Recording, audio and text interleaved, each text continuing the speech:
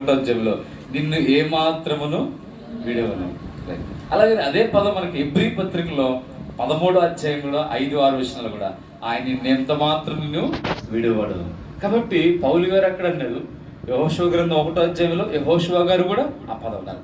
అంటే ఇక్కడ మనం ఆసాపు గారు చూస్తే ఇక్కడ కూడా అంటే దేవుడిని ఎందుకు మనం ఆరాధించాలంటే ఆయన కృప మనకి ఏం చేస్తుందంటే, మొదటిది మనం కొన్ని సందర్భాలు తప్పిపోయినప్పటికీ మనం పడిపోయినప్పటికి కూడా మనలో కొన్ని లోపాలు ఉన్నప్పుడు కానీ పాపం ఉన్నప్పుడు కానీ దేవుడు మనల్ని సరిచేసి చక్కబరిచి ఆయన మనల్ని ఏం చేయలేదంటే నిత్యము మనల్ని విడిచిపెట్టలేదు. కనుక ప్రభువా నీ కృప చేత మమ్మల్ని విడిచిపెట్టలేదు. కొన్ని సందర్భాలు చూస్తాం కదండి, అయిన సందర్భాల్లో మనం చూస్తాం అనేకులు విడిచిపెడుతూ ఉంటారు, వారిని విడిచిపెట్టి చూస్తాం. కొంతమంది తల్లిదండ్రులు కూడా మనం చూస్తున్న సందర్భాల్లో అంటే వేరే ఇల్లీగల్ కాంట్రాక్ట్స్ బట్టి బిడ్డలు విడిచిపెట్టిన పరిస్థితి, కొన్ని సందర్భాలు వస్తే భార్యను విడిచిపెట్టిన పరిస్థితి, కొంతమంది సందర్భాలు వస్తే భర్తను విడిచిపెట్టిన సందర్భాలు, కొంతమంది చూస్తే పై అధికారులు కింద వారిని విడిచిపెట్టవచ్చు, లేదా వారిని వీరిని విడిచిపెట్టవచ్చు, యజమానులు కింద వారిని బానిసలు విడిచిపెట్టవచ్చు. కానీ చెప్పండి, మన దేవుడు మాత్రం మనల్ని ఏం చేయలేదు, కృప చేత విడిచిపెట్టలేదు. ప్రభా ఇంతకాలము కూడా నేను మమ్మను విడవలేదు, అందరూ విడిచిన నీవు మమ్మను విడవలేదయ్యా కదా, పాటగా అందరూ మమ్ము విడిచిన నీవు మమ్ము విడవలేదు. అంటే అందుకే మనము ఆసాపులే దేవుని ఒకటి ఆరాధన. రెండవ మాట చూద్దాం. కృప ఏం చేస్తుంటే అదే వచనంలో 2వ లైన్, 7వ వచనం 2వ లైన్, ఆయన ఇక ఎన్నడూను కటాక్షింపడా. అంటే అర్థం ఏంటి? ఎన్నడూ కటాక్షింపడా అంటే మళ్ళా కటాక్షింపకుండా ఉంటాడా కదా, కటాక్షింపడా అంటే కటాక్షం చూపకుండా ఉంటాడా? కటాక్షం ఆయన కరుణ, వాత్సల్యం, కరుణ, దయ, వాత్సల్యం మనం చూస్తే కటాక్షం, కరుణ.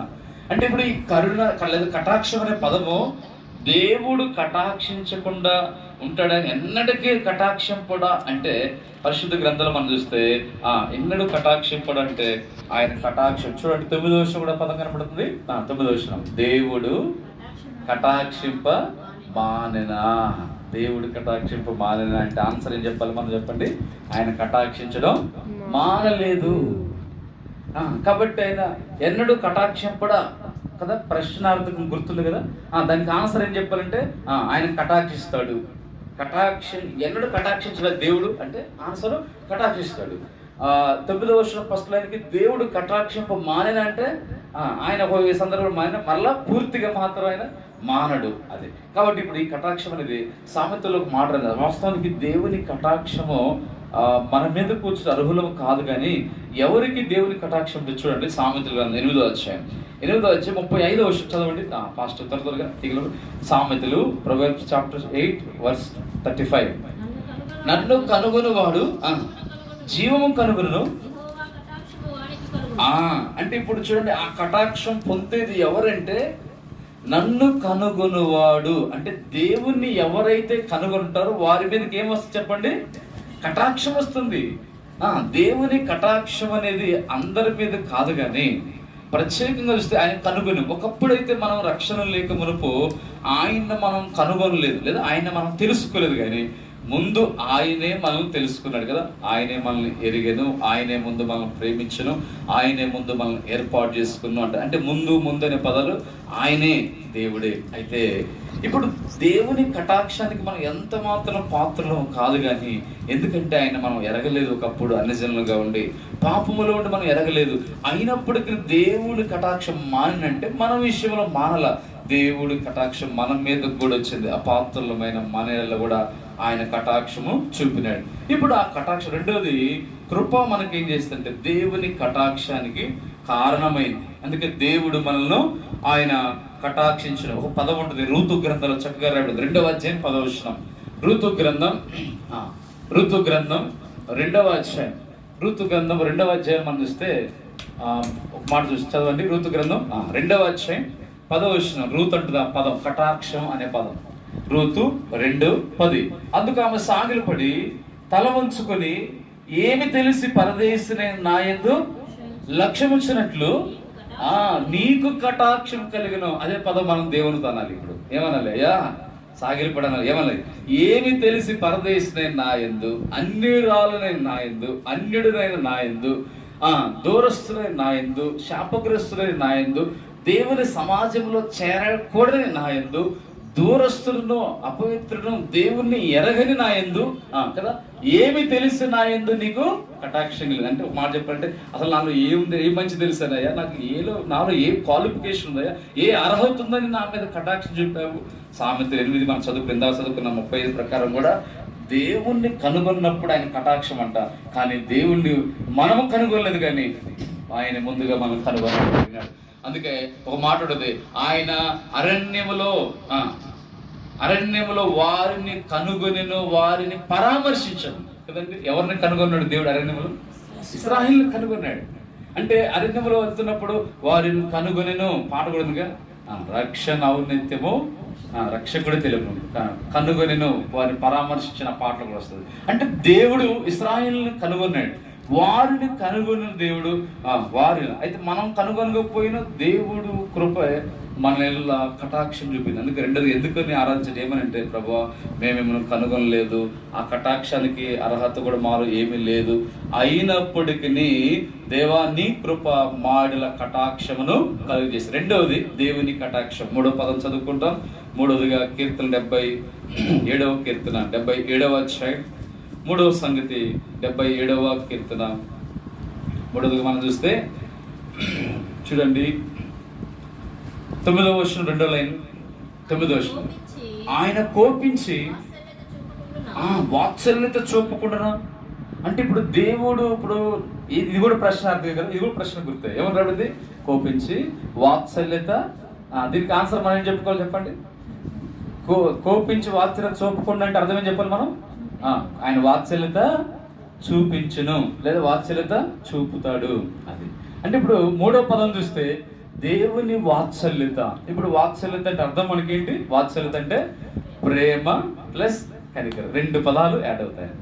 ఇప్పుడు ప్రేమ ప్లస్ కనికరం ఈ 2 పదాల యొక్క మూలమే వాత్సల్యత. అంటే వాత్సల్యత అనేది ఎంతో ఉన్నతమైన గొప్పది. కనుక దేవుడు వాత్సల్య పూర్ణుడు, ఆయన వాత్సల్యత కలిగిన వాడు. అందుకే విలాప వాక్యంలో కూడా ఉంటుంది అన్నమాట. విలాప వాక్యంలో వాత్సల్యత అనే పదం మనం చూస్తే చూడండి, విలాప వాక్యంలో ఇర్మియా ప్రవక్త అంటాడు ఆయన వాత్సల్యత గురించి. ఇర్మియా గ్రంథము విలాప వాక్యములు చూడండి 22వ వచనం 3:22 విలాప వాక్యములు 3వ అధ్యాయం 22. యెహోవా కృపగలవాడు, ఆయన వాత్సల్యత ఎడతెగక నిలిచినది కనుక మనం నిర్మూలం కాకున్న వారు. అంటే ఇప్పుడు వాత్సల్యత ఉండకపోతే ఏమవుతాం మనం చెప్పండి? నిర్మూలం అవుతాం, లేదా లయమైపోతాం, లేదా నాశనం అయిపోతాం. దీని పర్యాయ పదాలు ఉంటాయి. బైబిల్ ఉంది ఆ పదం. ప్రకృతి లయంగాను నాశనం అవుతుంది, దాని గ్రంథంలో ఉంది పదాలను పర్యాయ పదాలు. అంటే లయమవుట, నశించుట, కనుక నిర్మూలము కావటం. అయితే ఇక్కడ నిర్మూలం అంటే ఏమీ లేకుండా నిర్మూలం. అయితే ఇప్పుడు వాత్సల్యత మనకేం చేసింది? ఎందుకు ఆయన ఆరాధించాలంటే, దేవా నీ కృప చేత మా ఎడల వాత్సల్యతను చూపినావు. ఈ వాత్సల్యత మనకేం చేస్తుందంటే అయ్యా మమ్మల్ని నిర్మూలం కాకుండా చేసింది. 23వ వచనం కూడా పదం అంటాడు 23, అదే 3:23 అనుదినము నూతనముగా చిక్కున మాట్లాడు కదా, అనుదినం అంట, ఎవ్రీడే. అంటే ప్రతి దినము కూడా ఏం కలుగుతుందంట మన ఎడల? వాత్సల్యత. ఎవరికి వాత్సల్యత కలిగేది? దేవునికి. అంటే ప్రతి దినము దేవునికి మన ఎడల వాత్సల్యత కలుగుతుందంటే నిజంగా ఎంత వాత్సల్య సంపూర్ణుడు ఆయన, వాత్సల్యత కలిగిన దేవుడు. కాబట్టి ఈ వాత్సల్యత కలిగి మన మీద పుట్టుచుందంట, నీవు ఎంతైనా నమ్మదగిన దేవుడు అయ్యా. కాబట్టి ఇక్కడ మనం చూస్తే 3వదిగా దేవుని వాత్సల్యత మన మీద ఉన్నది. ఆ వాత్సల్యత నిర్మూలము కాలేదు. దేవుని వాత్సల్యతను బట్టి, ఆయన కృప ద్వారా కార్యం బట్టి ప్రభు వాత్సల్యకుడు మన ఎడల దేవుని వాత్సల్యతను చూపిన దేవుడు. 4వ సంగతి మనం చూద్దాం. 77వ కీర్తనలో 4వ విషయానికి వస్తే 78వ అధ్యాయం 11వ వచనం 78-11 యెహోవా చేసిన కార్యములను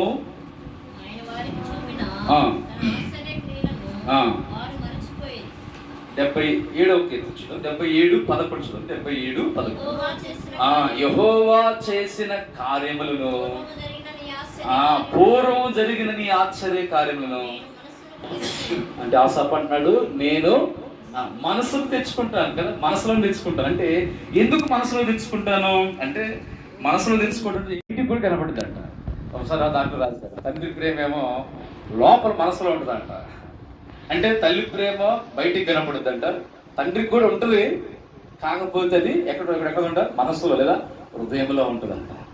కాబట్టి చూడండి, దేవుని ఆయన కార్యములు చూస్తే నీ కార్యములు, నీవు చేసిన ఆశ్చర్య కార్యములో నువ్వు పూర్వం జరిగిన నీ ఆశ్చర్య కార్యాలు అంటే 4వది దేవుని ఆశ్చర్య కార్యాలు. ఈ ఆశ్చర్య కార్యాలు బట్టి ఆసాపు మనసుకు తెచ్చుకుంటున్నాడు, మనసులో తెచ్చుకుని దేవుని ఆరాధిస్తున్నాడు.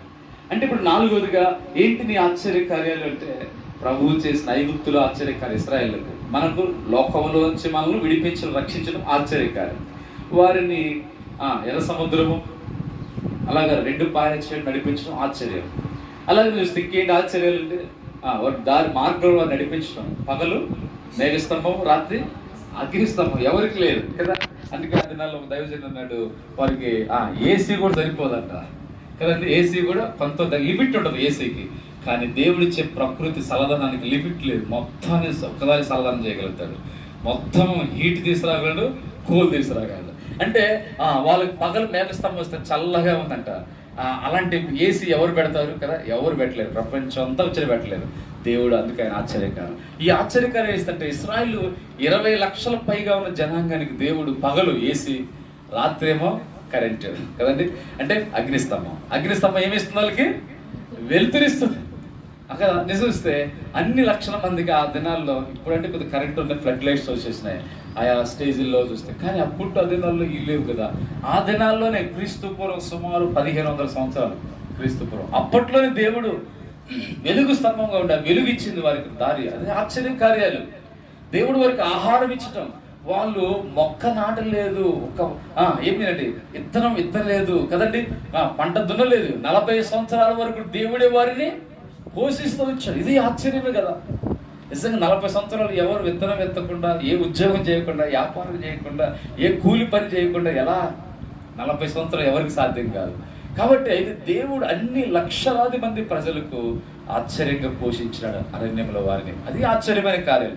కాబట్టి ఇక్కడ గమనిస్తూ చూద్దాం, ఇక్కడ పరిశుద్ధ గ్రంథం చూసినప్పుడు ఇవన్నీ కూడా ఆశ్చర్యకార్యాలు. రక్షణ విషయం ఆశ్చర్యకార్యం, మన హృదయాన్ని దేవుడు మార్చడం ఆశ్చర్యం, దేవుడు ఆత్మ సంబంధం పరసంబంధమైన కార్యాలు, ఆశ్చర్యమైన కార్యాలు బట్టి దేవుడు. 5 మనం చూస్తే 78వ కీర్తన 14 చదవండి.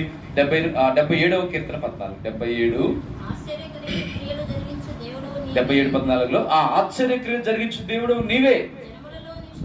అంటే నీవే అన్నాడంటే ఈ 12వ వచనం 13వ వచనం ఫస్ట్ లైన్ వరకు దానికి భాగం, అంటే దానికి సంబంధించిన పదం అది. 12, 14 మొదటి లైన్ అంటే ఏంటంటే జరిగించు దేవుడు నీవే అన్నాడని అర్థం ఏంటి చెప్పండి. ఇంక నీవు తప్ప ఇంకెవరు లేదు. ఆశ్చర్యకార్యాలు జరిగిస్తారు, నీవంటే ఆశ్చర్యకార్యాలు. అందుకే ఆయనకి ఏం పేరంట ఆశ్చర్య. కానీ వండర్ఫుల్ గాడ్, ఆశ్చర్యకరుడని దేవుడు. యెషయా 9:6లో. కాబట్టి ఇప్పుడు మనం 5 దానికి వస్తే, ఇప్పుడు 14వ లైన్, జనములలో నీ శక్తిని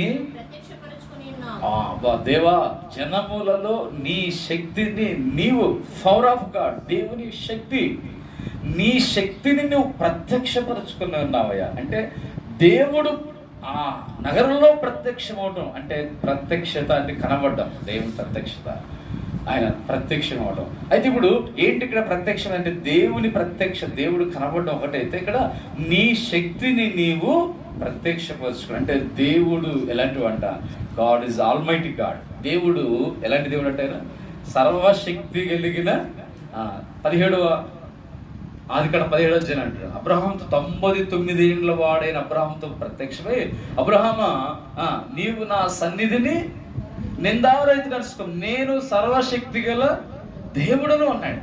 ఆ పదం ఎందుకనంటే వృద్ధాప్యం, నిండు వృద్ధాప్యం 99 సంవత్సరాలు అప్పుడు కూడా ఒకవేళ నీ శక్తి సరిపోకపోవచ్చు, మన శక్తి సామాన్యమైంది. ఎందుకంటే మనకు శక్తికి పరిమితం ఉంది. మన శక్తి ఎలాంటిదంట, ఎలాంటిది, మన శక్తి కొంచెమే కదా, మనం శక్తి కొద్దిదే కదా. నీకున్న ఏమంటాడు ప్రకటనలో, నీకున్న శక్తి కొంచెమైనను నీవు నా వాక్యం ఏం చేసావు, గైకొన్నావు. ప్రకటనలో మొన్న సంఘం గురించి చెప్తా ఉంటాడు, పిల్లలిపే సంఘం గురించి. అంటే నీకున్న శక్తి కొంచెమే కదా, మానవ శక్తి కొంచెమే, కానీ దేవుడు అనంత జ్ఞాన దేవుడు, అనంత శక్తి ఆయనకు, సర్వశక్తిమంతుడైన దేవుడే ఉన్నాడు. ఇప్పుడు ఆ సర్వశక్తి గల దేవుడు ఏం చేసినంటే అబ్రహాముకి తన శక్తిని బయలుపరిచినాడు దేవుడు.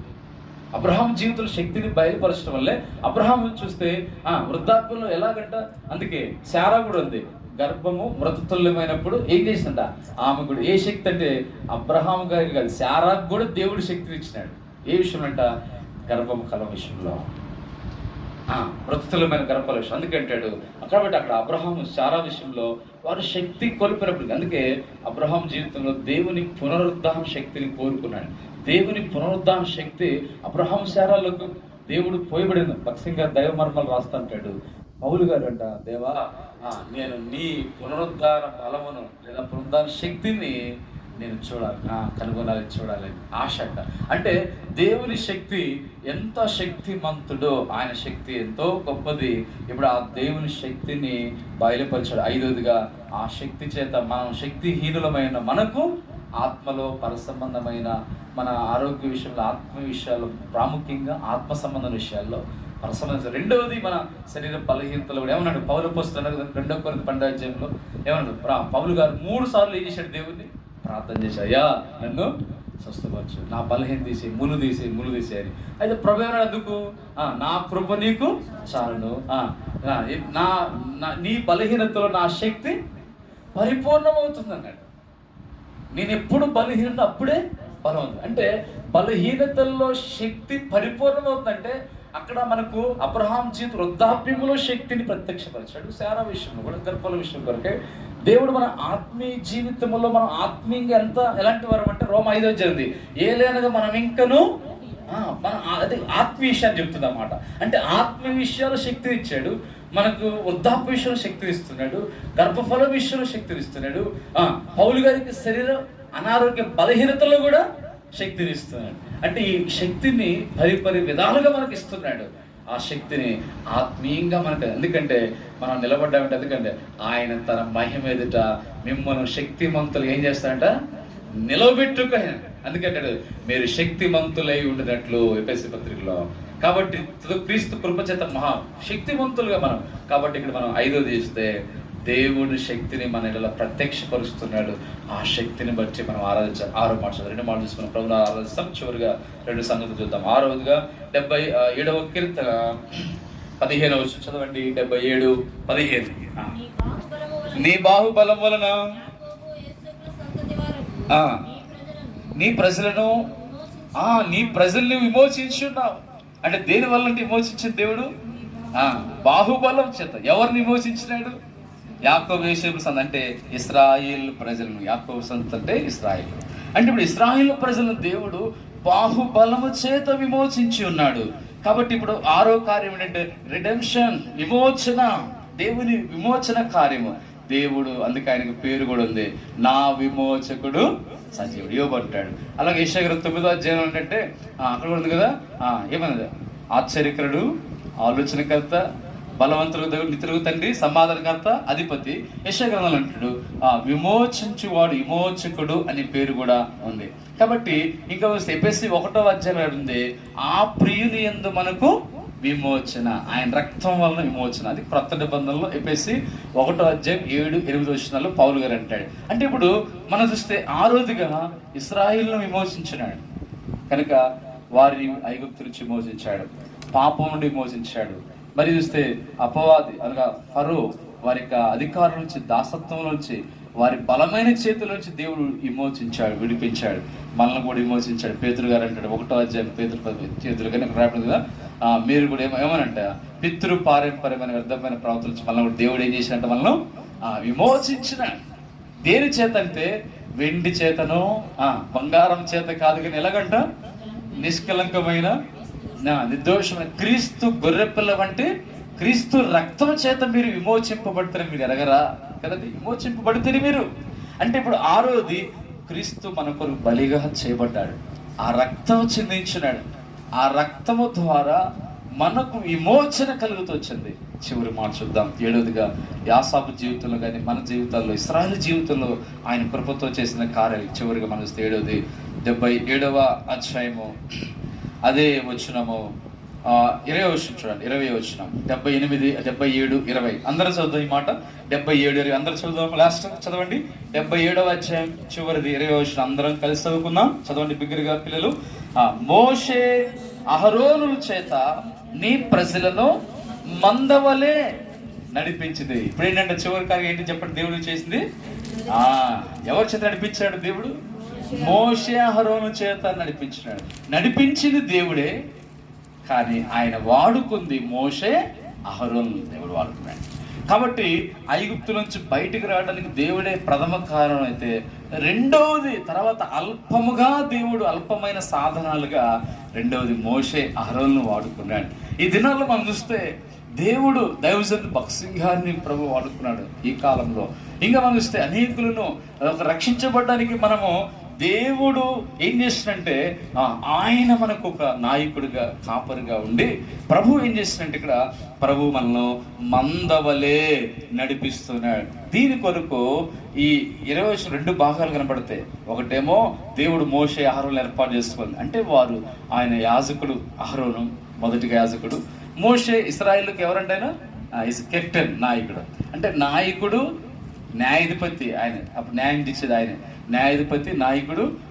అహరోనేమో యాజకుడు. అంటే ఇప్పుడు చూడండి, ఇశ్రాయేల్ ప్రజల విషయంలో దేవుడు మోషే అహరోను ఏర్పాటు చేసుకున్నాడు. అంటే ఇక్కడ మనం చూస్తే ఇక్కడ దేవుడు మనల్ని నడిపించడం కొరకు మొదట ఆయనే ప్రథమం. ఆయన మన కాపరి, మన నాయకుడు. నాయకుడు వారికి ముందుగా ఉండును. కాపరికి గొర్రెలకు కాపరి ముందు ఉంటాడు. సైన్యానికి, యుద్ధానికి, సైన్యముకు రాజు ముందుగా ఉంటాడు. ఇప్పుడు మన దేవుడు వారికి, అందుకే ఇశ్రాయేలు జీవితం చూస్తే నిర్గమకాండంలో ఆయన వారికి ముందుగా వెళ్ళెను. అందుకాడు నా దూతను నీకు ముందుగా పంపుదును అంటాడు. దేవుడు ముందున్నాడు, ఆయన దూతను ముందుంచినాడు. తర్వాత ఎవరు ఉంచాడు? ఇక్కడ మోషే అహరోనులు. అంటే ఫస్ట్ దేవుడు ముందుండేది, తర్వాత ఆయన సందర్భాల్లో తన దూతను ఉంచుతాడు ముందుంచేది. ఆ తర్వాత సందర్భాల్లో మోషే అహరోను అంటే దైవ సేవకుల్ని ముందుంచుతున్నాడు. అలాగ దేవుడు వారి చేత, మోషే అహరోను చేత చెప్పండి ఇప్పుడు, నీ ప్రజలను ఏం చేశాడంట? మందవలే నడిపించినాం. అంటే మందకి కాపరిగా దేవుడుండి ఒక మందలాగా ఇశ్రాయేలును గొర్రెల వలె ఒక మందవలే ప్రభువు నడిపించినంట. కాబట్టి ఆ మందవలే నడిపించినప్పుడు యాకోబు అంటాడయ్యా, ఇవి చిన్న పిల్లలు ఉన్నాయి, లేతే ఉన్నాయి, ఇప్పుడే ఈయన ఉన్నాయి కనుక వాటిని మేము ఎలా చేస్తాం? మెల్లగా వాటిని నడిపిస్తానంటాడు. ఏషా విషయంలో అయితే ఒడివడిగా నడిపితే ఏమవుతాయి? చనిపోతాయి. మెల్లగా నడిపిస్తా అంటాడు. అంటే మన దేవుడు మన పరిస్థితుల్లో అయినా మెల్లగా, అనేక పరిస్థితుల్లో మన అవసరతలను బట్టి ప్రభు మనకి ఎంతగా చక్కని ఎన్నో సంగతులు ఉన్నాయి. చక్కగా నీళ్ళ కాలు నడిపిస్తాడు. ఈ 107వ కీర్తనలు చూస్తే ఆయన చక్కని త్రోవలు వారిని నడిపిస్తాడు. ఆయన మంచి మార్గంలో నడిపించే నాయకుడు ఉన్నాడు. కాబట్టి ఇక్కడ 7వది ఆయన మోషే అహరోను చేత దేవుడు తన వాక్యం ద్వారా, ఇప్పుడు దినాల్లో అయితే పరిశుద్ధాత్మ ద్వారా కదండి. పరిశుద్ధాత్మ ఏం చేసింది? సర్వసత్యంలోనికి మిమ్మును నడిపించి, హోలీ స్పిరిట్. అంటే పరిశుద్ధాత్మ దేవుడు వాక్యం చేత, ఆ తర్వాత దేవుడు తన దాసుల ద్వారా ఇలాగ ప్రభు మనల్ని నడిపిస్తున్నాడు. 7 సంగతులు చెప్పుకున్నాం. ఇప్పుడు నెంబర్ చెప్తాం. ఒకటి చెప్పండి, పిల్లలు విన్నారమ్మా? నెంబర్ 1, ఆయన కృప వాక్యం ఏం చేయాలి? మొట్టమొదటి మనల్ని ఏం చేయాలి చెప్పండి? విడవలేదు. ప్రభు మనల్ని ఏం చేయాలి? విడిచిపెట్టలేదు. అయ్యా నీవు నన్ను విడిచిపెట్టలేదు అని మనం దేవుని ఆరాధించాలి మన పరిస్థితులు. 2వది, నీవు మమ్మల్ని ఏం చేసావు? కటాక్షించావు. దేవుని కటాక్షం మనం అనిపించింది. 3వది, నీ వాత్సల్యత మాత్రమే చూపావు. వాత్సల్యత, ప్రేమ ప్లస్ కనికరం, వాత్సల్యత. 4వది, నీవు ఆశ్చర్యమైన కార్యాలు చేసావు ఆత్మీయంగా, భౌతికంగా. 5వది, నీ శక్తిని మా ఎడల ప్రత్యక్షపరచడం. నీ శక్తిని మా మీద చూపుతున్నావు. అనేక సార్లు మేము బలహీనం, ఆత్మీయంగా ఎన్నో శారీరకంగా బలహీనం అయితే నీ శక్తిని మా చూపుతున్నావు. 6వది, నీవు మమ్మల్ని విమోచించినావు. 7వది, మోషే అహరోను చేత నీవు మమ్మల్ని మందవలే నడిపించుతున్నావు. ఈ 7 అంతల కార్యాలు బట్టి అక్కడ ఏమంటాడు ఆసాపు? ఆ మాట చదువుకుంది, అందరూ చదువుకుందా? 8వ వచనం, ఆయన కృప, 78 ఆయన కృప ఎన్నటికీ లేకుండా మానిపోయినా ఆయన సెలవిచ్చిన మాట తరతరములకు. అంటే కృప అనే పదాన్ని సంబోధిస్తున్నాడు. ఇప్పుడు కృప ఏం చేసి 117వ కీర్తన మనం చెప్పుకున్నాం కదా, 7 సంగతులను బట్టి ఇప్పుడు ఏం చేయాలి మనం అంటే, ఇప్పుడు అంటే 117వ కీర్తన అందరం చదువుకుందాం.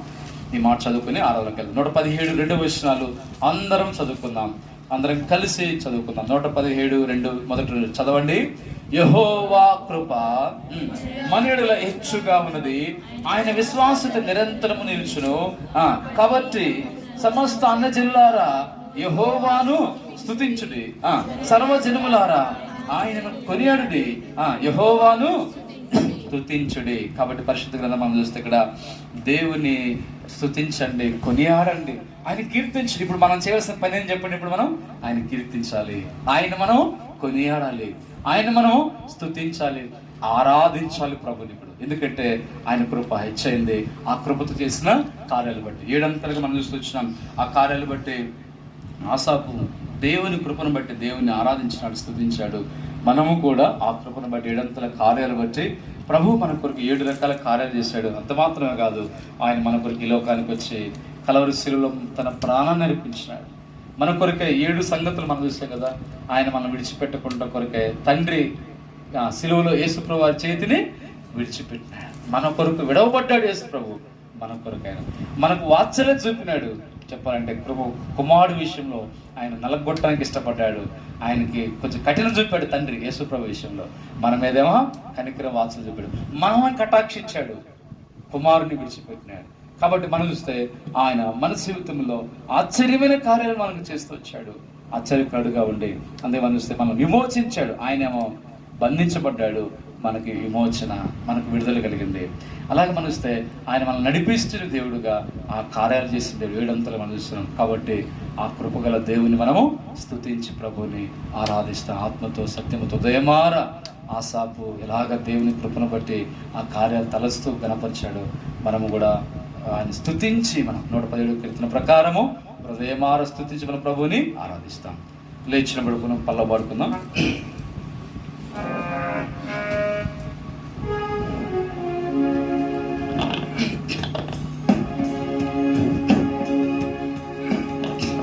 ఎంతైనాను నమ్మదగిన వింతైనా నీ విశ్వాసత, ఎంతైనాను నమ్మదగిన వింతైనా నీ విశ్వాసత, మెరసిన్ వాత్సల్యత